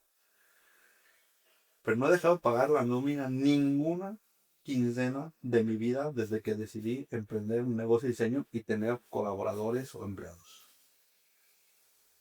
Es un reto siempre. Ahí está. Entonces, pues tienes que volver businessman a huevo, no hay de otra, ¿no? Claro. Y a veces no te sobra. Y a veces tuviste que pedir prestado y sacarle de acá para meterle acá. Y a veces proyectas y otra vez vas cocinando algo que dices, esto puede que... Y creo que un dato significativo que tiene que ver con negocios, diseño, ya con emprendimientos en general, es que en algún momento tomé la decisión de ya no prestar servicios editoriales a terceros. Ya habíamos aprendido a editar, ya habíamos aprendido a trabajar con autores, por toda esta vinculación, ¿no? A lidiar con personajes tipo A, B, C, D, proyectos muy bonitos, proyectos muy complejos, proyectos duros de otro tipo. Entonces, tomé la decisión de decir, ¿por qué no configuramos nuestros propios productos y ponemos al servicio todo lo que hemos aprendido para que sea un negocio de otro tipo, ¿no? Claro. Más controlado, más desde Fue una tu decisión intención. tardía, si lo quieres ver así, porque estoy hablando que esto sucedió hace 10, 12 años. No me quejo, nos ha ido muy bien. Los proyectos que hemos sacado nos mantienen como muy optimistas, ¿no? Estamos satisfechos con lo que se ha logrado. Que si algo así nos hayamos inventado 10 años antes, a lo mejor pudieran cambiar las cosas, pero pues ya lo platica uno a la distancia, ¿no? Claro. Y ahora que hablas como de esto del pasado y lo que está sucediendo ahora, ¿qué es lo que están buscando? ¿Qué sería como el siguiente paso? ¿En qué propiamente? Porque como que hay muchos frentes, como yo, Pues, Eduardo López, personalmente, sí, en tú. el diseño, en la empresa, En tu visión como tu carrera de diseñador, en el diseño, ¿tú cómo te visualizas para el futuro? ¿Qué te gustaría hacer? Mira, hay una parte que es bien romántica, muy emotiva, me sigue moviendo mucho, me gusta mucho, que es el tema de la cátedra, la academia, las clases. De lo que te contaba de cuando nosotros fuimos estudiantes de diseño, ¿no? De cuando me involucro por primera vez. Tuve oportunidad de dar clases también en el posgrado. Y luego ya, bien que mal, digamos, me volví uno de los diseñadores del quad que pudo mantener un ejercicio profesional, la oficina de servicios de diseño, que tuve un empleo como prestador de servicios de diseño, es decir, pues no nada más era allá con la cancha de la escuela, pues todas estas cosas, pues bien que mal, sin ser una eminencia, decir que soy el gran diseñador y el gran empresario, pues sí te vuelves un referente, pero porque portas como varias credenciales, ¿no? Ujú. Y el tema de lo educativo, la universidad, el cual pues también me marcó, ¿no? O sea, pues vi el león negro, o marcar el negro es un rediseño acá de tu servidor. Ok. Siempre he estado atento a la comunicación institucional, la marca de la ODG, su referente, siempre lo estoy estudiando. Si ves acá arriba, luego te platico, el escudo originalísimo de la ODG lo estamos ahí estudiando Ok. desde hace 20 años. Ok, ok. Entonces el tema de la universidad, la formación, el diseño, creo que es algo que sí hay que hacerlo, ¿no? El tema académico me mueve mucho, también así que, por ejemplo, la academia, posibilidad máximo es ser doctor. Ujú. Estoy cursando un doctorado. Ok. No tiene que ver con diseño, pero ya todo tiene que ver con diseño, porque de cierta manera pues, lo voy vinculando. Tiene que ver también con nuestro negocio, mi proyecto de investigación, es un doctorado en sistemas y ambientes educativos de la propia ODG. Es decir, pues sí hay que estudiarle más y formalizar todo este conocimiento y pues yo soy, personalmente me puse la meta de tener el máximo grado de estudios, que es doctorado, pues doctorado, ¿no? Claro. Porque sí le tengo mucho respeto a la escuela, a la educación, a la formación y a la universidad, como no tienes idea, ¿no? Hay una gran tarea en gráfico, hay una gran tarea. Y yo creo que esto nos va a dar como para otras 3, 4 charlas ahí. Por ejemplo, ¿de qué hablamos cuando hablamos de diseño? Tenía una charla con el rector que acaba de salir, que es muy buen amigo, le decía, oye Paco, sí, Pues yo creo que esto ya no lo vamos a alcanzar a discutir ahorita, pero con quien lleguen, no sabemos quién iba a ser un nuevo rector o rectora, o ya sabemos que hay una nueva rectora. Sí. Dice, yo creo que va a tener que hacer una tarea para ponerle orden a... No, necesitamos sentarnos, reflexionar, que si haya trabajo de academia, y por academia estoy en un modo tradicional, romántico, clásico, es decir, si hay que discutir, si hay que criticar, si hay que pensar, si hay que hacer filosofía, si hay que discutir. ¿De qué se habla cuando se habla del diseño, no? Y puede ser cualquier diseño y cualquier punto de vista respetable, ¿no? No cualquier respetable, pero muchos pueden ser respetables, ¿no? Sí. Porque pues, se ha pervertido, ¿no? Está muy manoseado el término de diseño. Cualquiera dice que hace diseño. Cualquier cosa puede ser diseño. Y en un espacio de formación profesional, de escuela y todo, dices, bueno, aquí. Yo voy a dar clase de diseño. ¿Qué clase voy a dar? No, es que tienes que enseñar a los estudiantes a pensar. Ah, entonces diseño es un acto de pensar. Ah, caray. Ah, bueno, pues si es eso, pues tenemos que hacer una gran reflexión y las universidades, ¿no? En el caso de la UDG, que es donde yo estoy, y las otras tendrán sus puntos de vista sobre los colegios de diseñadores o las asociaciones o quien sea, o los colectivos. Pues tenemos que tener una gran apuesta y decir, bueno, ¿qué vamos a entender por diseño, no? Entonces, sí es necesaria una gran teoría del diseño. Una teoría general del diseño. Una teoría general del diseño gráfico. Ujú. Porque si entonces, ¿no? Así como alguien en un día en Foro Alfa dice, no, es que Milton Nasser, no sé qué. Es que el diseño es un acto de vida. Sí, pero dijo un diseñador de oficio, de cepa, que todo acto sí se la creo a él. Pero si tú le dices a un estudiante que el diseño es un acto de vida, entonces él va a diseñar y sus actos de vida los va a diseñar. Y entonces no necesita saber software, ni producción, ni de imprentas, ni de tipografía. Él tiene que saber de actos de vida, Claro. porque ese es el diseño, ¿no? Así es. Y el diseño es una técnica creativa. Entonces hay que enseñar técnicas creativas. Y entonces hay que formar a los estudiantes bajo la posibilidad de conectar distintas narrativas, unir y provocar nuevos discursos a partir de nuevas conexiones y decir, ok, ¿quién lo va a producir? ¿Quién sabe? Sí, sí, sí. Entonces ahora, pues diseño es todo, está súper disperso, qué gran reto. Yo sigo defendiendo el oficio, ¿no? A final de cuentas, alguien tiene que poner las letras del tamaño que son, alguien tiene que elegir la tipografía correcta, alguien tiene que asegurarse que se lea bien, y alguien tiene que asegurarse que esa tipografía se comporte como quieras, a la hora que quieras. ¿Quién va a hacer eso? ¿No? Ahora ya no están haciendo los diseñadores, eso lo hace, ahí lo va a hacer solo quien sabe. ¿Alguien va a pensar por nosotros? ¿Quién sabe? Yo prefiero seguir pensando que eso nos toca a nosotros los diseñadores. Claro. Hay muchos otros que dicen, es que el diseño es concepto. Ok, es válido, ¿no? Directores de arte. Y alguien va a tener que aterrizar. No sé en dónde deba ser la gran apuesta, pero creo que es un gran reto, hablando de futuro, ¿no? Ujú. En el tema educativo.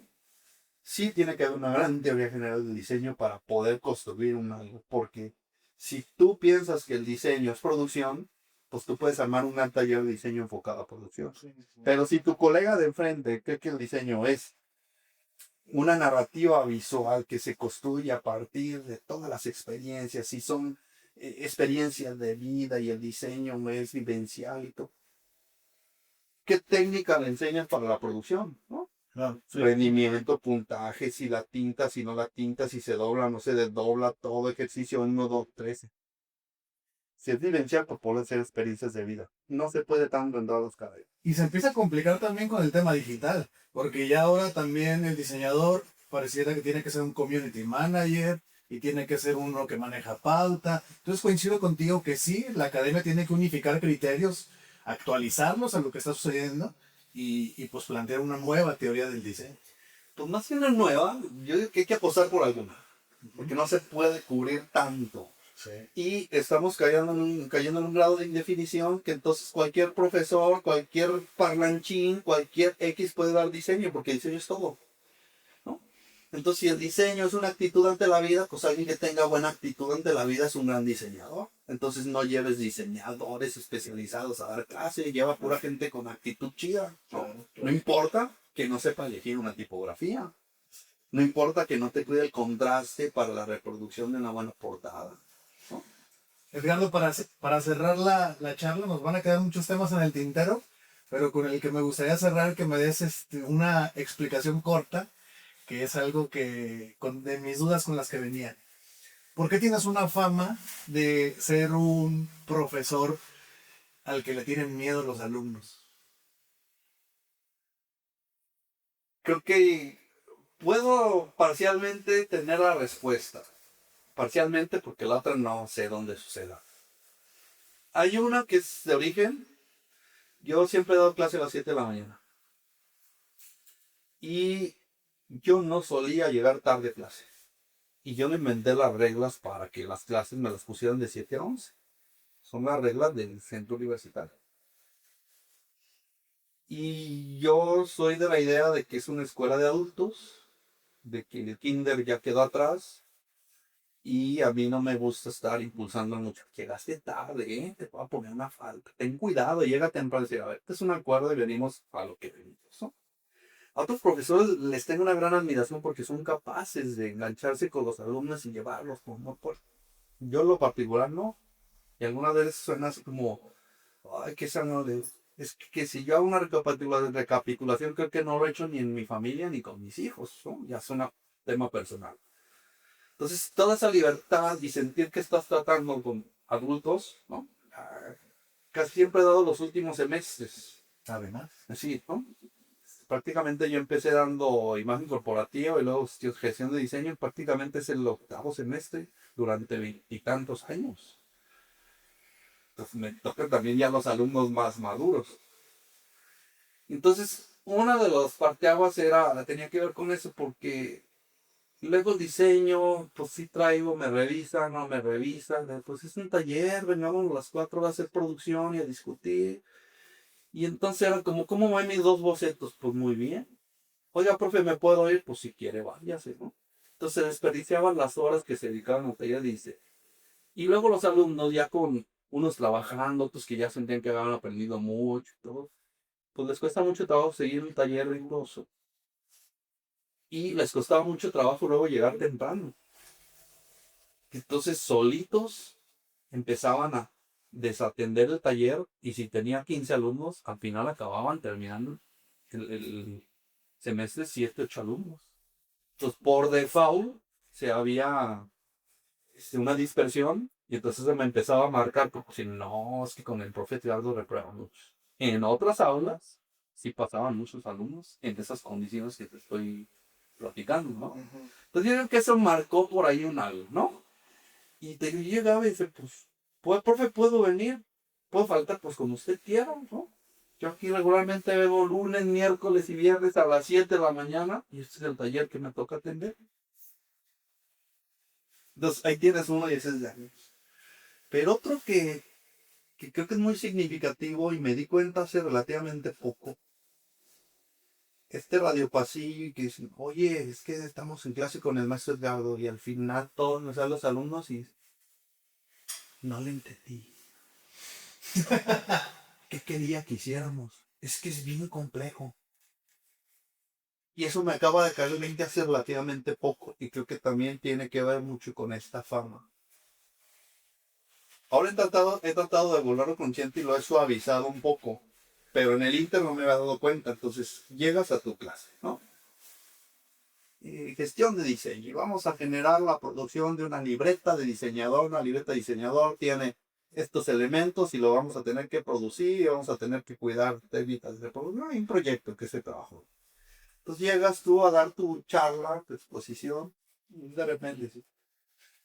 Hay que cuidar mucho el formato de la libreta que van a producir. Y para cuidar el formato, revisen cuáles son los tamaños de los sistemas de producción industrial, ¿no? Y ya con base a eso, pues determinen cómo va a ser su pliego para que puedan hacer formato. No saben qué es un formato. Entonces ya hay vacíos lexicales, ¿no? Y hay que cuidar los sistemas de producción industrial No conocen ese tampoco. Yo les estaba hablando y yo intuía que ellos asumían que eran las máquinas rotativas del offset, Claro, sí, ¿no? sí, sí. Y que esas hay un doble carta, un doble oficio, un cuatro cartas, un cuatro oficios, todo. Muchos inputs informativos que uno cuando empieza a hablar Ujú, ujú. dices, madre, me di cuenta hasta hace poco, no había de comunicación. Y yo me voy de filo e intentaba, a propósito de proyectos editoriales, libros educativos, dar mis instrucciones por escrito. Y decir, creo que está siendo claro. O sea que terminó pasándote lo del dicho, ¿no? De su ignorancia entorpece tu clase. Pero eso generó toda esta bronca porque uno va de filo y vas pidiendo proyectos y también el nivel de apreciación del diseño, del nivel de observación, por ejemplo, calificar un proyecto de diseño es súper difícil. ¿No?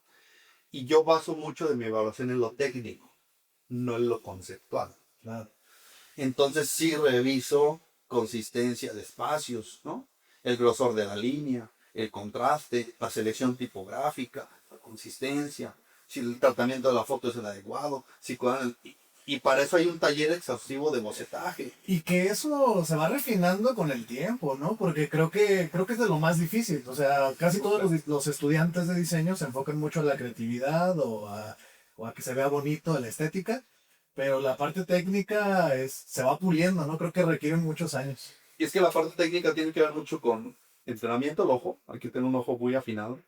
Por ejemplo, yo hice una especialización en diseño tipográfico, me fui a estudiar al Cooper de Nueva York. Y ahí logré entrenar mi ojo para que pudiera ver cosas que no estaba acostumbrado a ver.